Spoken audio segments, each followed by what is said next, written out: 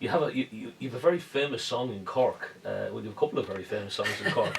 But one of your famous songs is the Keano song, right? Oh, Keano! I thought you were going to come up with something else. North Side Till I Die. Yeah, That's another one as well. We'll get to that now in a few minutes, right? But the Keano song, I listened to the Keano song and I said, "Jeez, that's a really good song. I like that song." But then I heard you telling the story behind that song. Yeah. Maybe you'll tell us that, will you? Yeah. Well, my mother died when I was 10. Okay. And Roy Keane was just after signing for Manchester United at the time when she died, and I have an uncle by the name of Dennis Cummins, and there was a family connection between Dennis Cummins and the Keanes. I'm not sure now, but there was a connection there, and he got word to the Keane family anyway, and it got to Roy, and Roy brought myself, my father, Dennis, and Alan and Edward to be Dennis's sons, to be first cousins of mine, and he brought us over to Manchester, and he gave us the best seats you could ask for, because George Best and Kennedy and all the what's your man? I'm a Liverpool fan. Robson and all these fellas. You were a Liverpool fan. I remember Kennedy was there though. Yeah, but he brought us over and he looked after us big time over there, and I spent all my life like just wanted to say thanks to Roy, really. Yeah. So then I said, right, when I started the songwriting 2 years ago, like I'm only at this 2 years. Yes. And I said, right, I'll write a song for Roy in it to say thanks.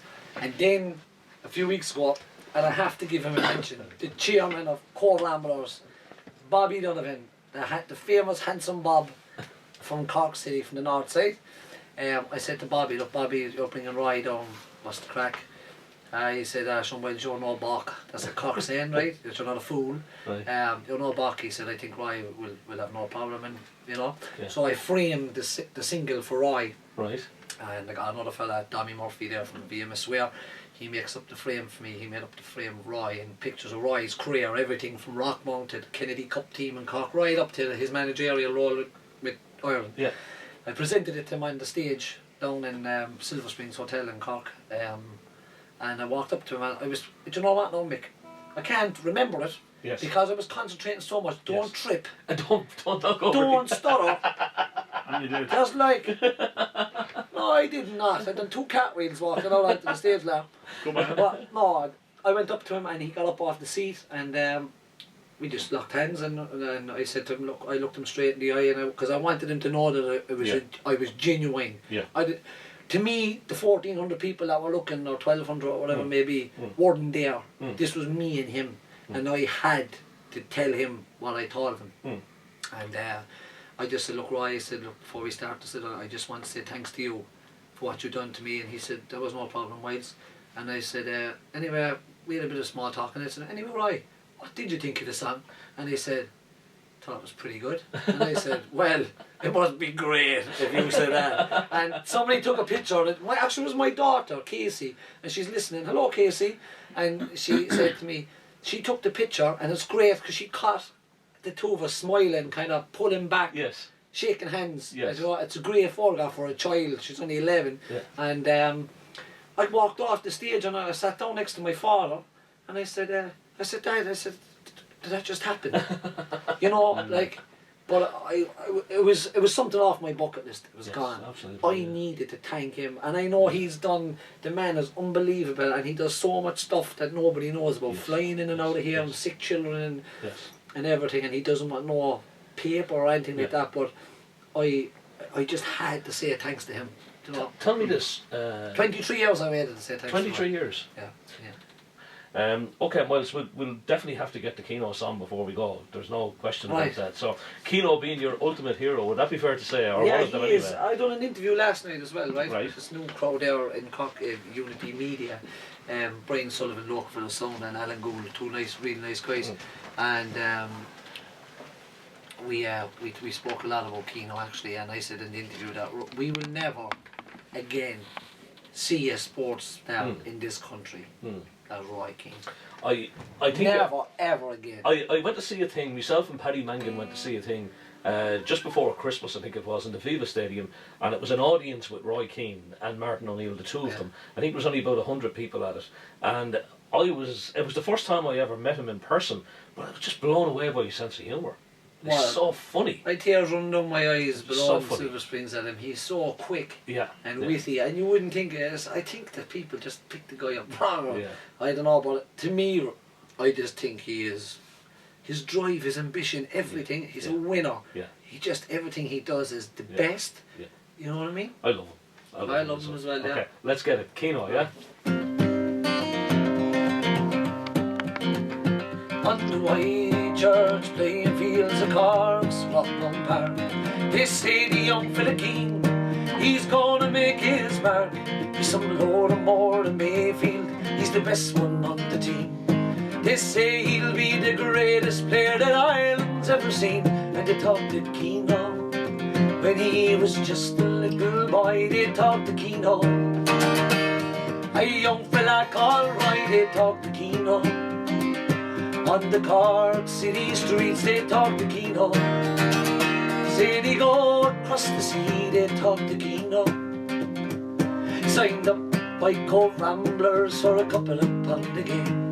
St. Coleman's Park would be the place where I would make his name. He worked hard and trained hard like the days of the Kennedy Cup. And soon he caught the eye of the great Brian Clough. Clough wanted Keano to put him to the test. Clough wanted Keano because he's better than the rest. Clough wanted Keano to play for Notts Forest. Clough wanted Keano. Clough wanted Keano, and Clough got Keano. Now Clough he signed Keano for £100,000, and soon he was the main man at the city ground. The Mayfield boy had made it, he was Cork's finest son, and now he was on the shopping list of Alex Ferguson. He wanted Keano for the theatre of dreams, for he wanted Keano to be the captain of his team. He told the faithful he'll be the best we've ever seen. And the Old Trafford faithful, they love the Roy Keane and they love Keano. Up playing for his country, he was wearing Ireland's green. No better leader could we have than Cork's Roy Keane. He put it to Vieira, he took out Zidane, and he split the whole nation with the saga in Saipan and in the papers. There was all Keano in the media. There was all Keano on Sky, RTE, radios and Fox TV. There was all Keano. There was all Keano. The talk was Keano.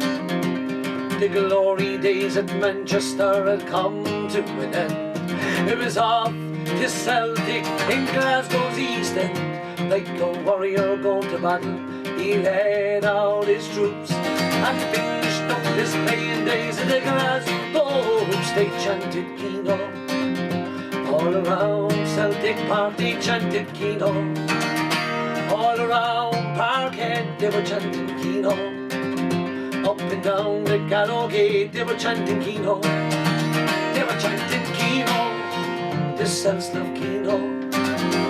It was time for management at Sunderland, and soon after that at Ipswich lent his hand. But then he got the phone call from Martin O'Neill, and then he was with Villa and the Irish team. We still hear Keano all around Lansdowne Road. They're chanting Keano.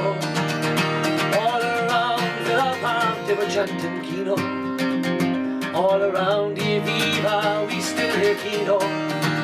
We still chant Keano. We still hear Keano. We still hear Keano, and let's hope we hear it for many, many months to come as well. Myles Gaffney, it's been great having you with us. Come back again and see us, will you? I will, of course. Definitely come back. That's whenever you want. We'll arrange again and we'll get you back up and we'll do it all over again. Best of luck. A1, mate. Keep writing, yeah. Thanks. Best of luck. Keep Keep it going. in your own music. Fair play to you. Thanks, man. Thanks for having me up. God bless. Not at all. There's huge reaction, Myles. Let me give you some of these before you go. Kevin Culhan is saying very good music tonight. Ray Cochran is saying that there's some tunes out of that man. So that's yourself, of course. Thank you very much. Sean O'Mahony is on, and he's singing great songs and great sounds tonight. Tommy Coombs is on to us from Bluebell, and he says, enjoying the conversation and the music, will you please say bon voyage to our group of older men who are heading to Outsvich in the morning. Oh, Tommy, yeah, Tommy's out in Bluebell in the Community Development Project in Bluebell, and there's a group heading to Outsvich over to the concentration camps in the morning. Alan Spain is on. He says, how are you, Mick? And great music as well. Jason Lambert saying, great music tonight, good stuff. Brendan Monaghan is on as well. Paul King down in Newbridge in County Kildare. Happy birthday, Paul. I think it was your birthday yesterday or the day before, and he's listening this evening as well. There's loads of stuff coming in here. Jesus, we're under serious pressure. Stephen James Hegarty is on, saying he was the guy that played out in the Shamrock in Santa Ponza.